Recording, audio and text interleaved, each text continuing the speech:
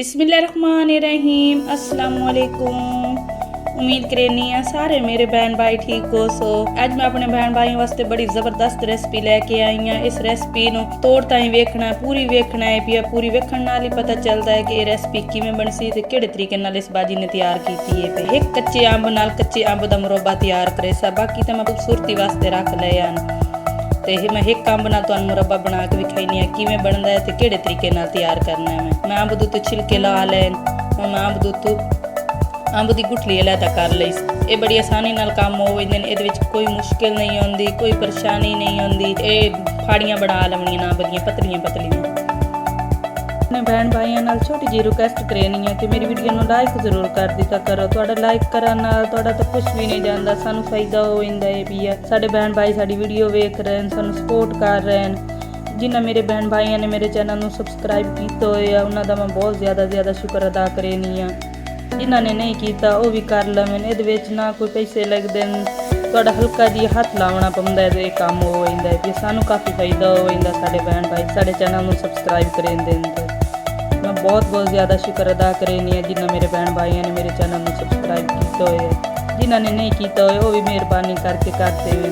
Fry pan आधा cup पानी का शामिल कर लिया है।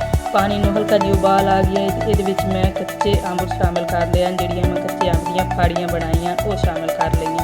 इन्हों हूँ मैं नरम होने तक पका ली सा, जितनी देर नरम नहीं हो जाएंगी। अलहमदुलिल्लाह माशाअल्लाह।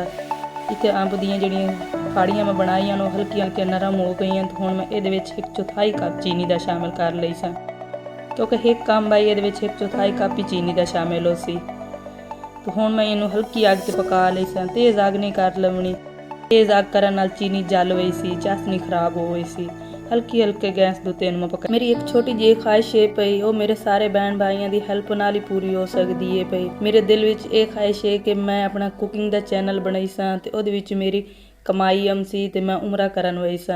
यह मेरा ख्वाब तुहाडे बहन भाइयों की सपोर्ट नाल ही पूरा हो सकता है भी है कि मेरे बहन भाई मेरी सपोर्ट करे सन, मैनू वीडियो नूं वेखिया करे सन, मेरे चैनल नूं सबसक्राइब करे सन, मेरी वीडियो नूं लाइक करे सन, सपोर्ट करे सो तो इंशाअल्लाह ये मेरा ख्वाब पूरा होवे सी।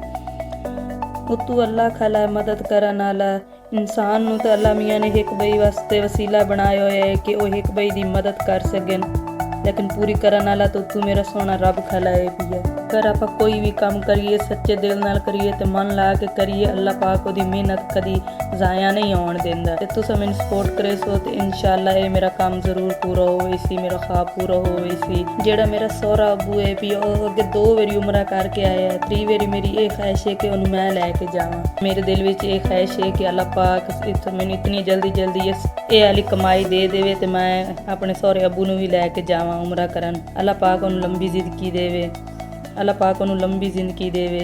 पहले भी 2 वारी हो के आए, 3 वारी मैं नहीं है कि मैं लैके जावां अपने सहुरे अबू नूं। तुहानूं अपनी ईमान विच रखे। अगली वीडियो च मुलाकात हो सी। अल्लाह हाफिज़।